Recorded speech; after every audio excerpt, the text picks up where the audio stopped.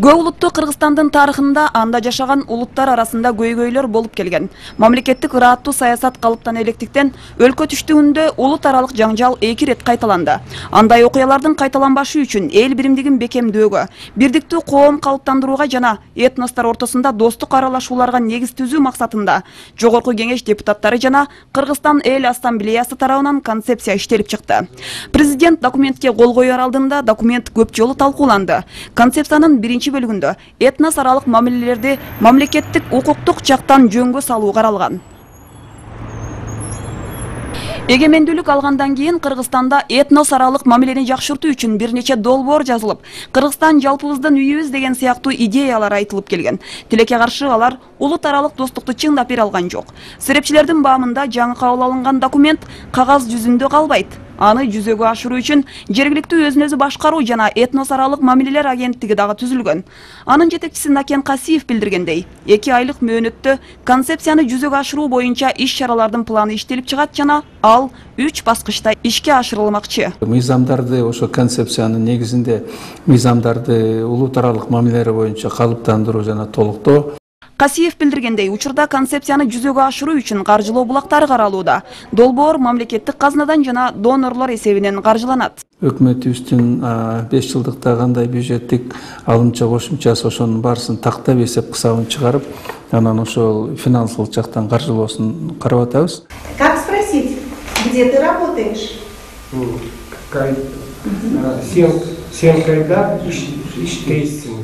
Кыргызстан эл ассамблеясында кары жашына карабай башка улуттун өкүлдөрү кыргыз тилин үйрөнө баштады. Алар Кыргызстанда мамлекеттик тил бириктирүүчү ролду ойной турганын түшүнөт. Концепциянын 2-чи бөлүгүндө да мамлекеттик тилдин бириктирүүчү ролу жана тилдик көптүрдүүлүктү өнүктүрүү маселеси камтылды. Муну менен тең салмактуу жана натыйжалуу тил саясаты жүргүзүлөт. Документтин башкы максаттарынын бири Кыргызстанда жашаган бардык улуттарга мамлекеттик тилди улут аралык тил катары кабыл алдыруу. Бул концепцияда ачык айкын көрсөтүлдү да. Мамлекеттик тил Кыргызстанда жашаган бардык улуттардын биримдигин, ынтымагын бекемдеш керек, күчөтүш керек. Концепцияга президент кол койгондун эртеси бир катар саясий партиялар жана Орусия тарабынан каржыланган коомдук уюмдардын өкүлдөрү журналисттер менен жолугуп, орус тилинин ролу менен артыкчылыктарын айтып чыкты.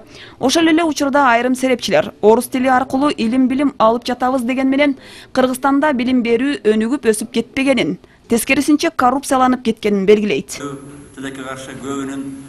Коргоо кеңешинде дал ушул концепция талкууланып жаткан учурда да мамлекет башчы бул өтө актуалдуу маселе экенин белгилеп, ага кылдат мамиле кылуу керектигин айткан.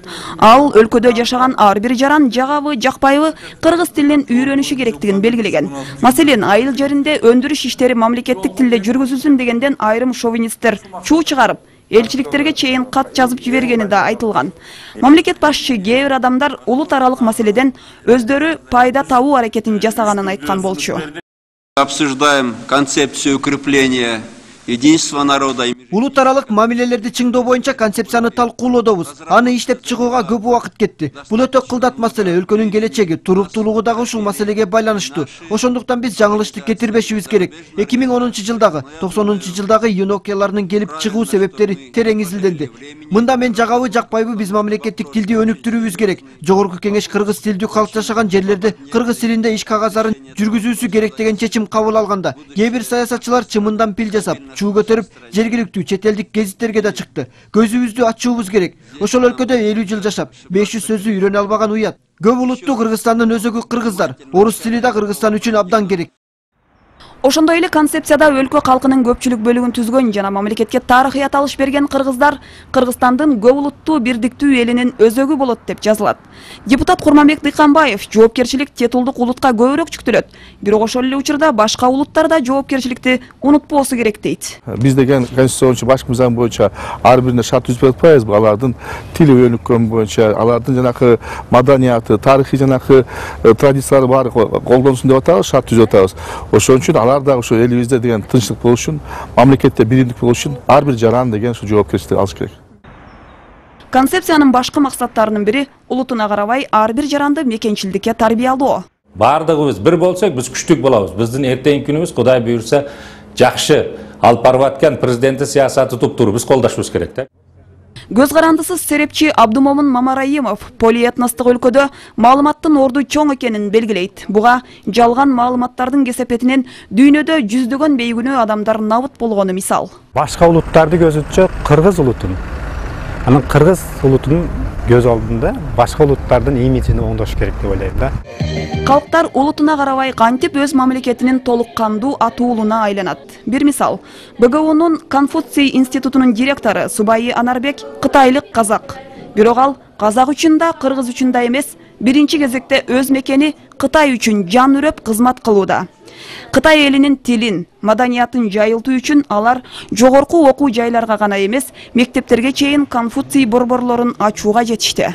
Биздин максатыбыз Кытай тилин үйрөнүүдү каалайтындарга Кытай тилин үйрөтүү. Биз Кыргызстан менен көрчү мемлекет. Чегарамыз 1100 километр. Осы жаранда карым катнаш өтө көбөйүп, күчөйүп жатыр. Күчөйүп жатканда энди максатыбыз достуктун күчөйтүп, бир мемлекет жана бир мемлекетте түшүнүү. Мындан улам этнограф тарыхчылар мамлекетти түптөгөн түпкү улут гана өлкө үчүн күрөшпөстөн, мамлекеттин келечеги үчүн башка улуттарда иштеш жана жашаш керек дейт. Ал үчүн улуттардын баары Субайы Анарбек өңдөнүп, өз өлкөсү үчүн кызмат кылууга тийиш. Жаннат Мажитова, Нуркамил Асанов, Азат Жаныбек уулу, Коомдук биринчи канал, Жума кайрык.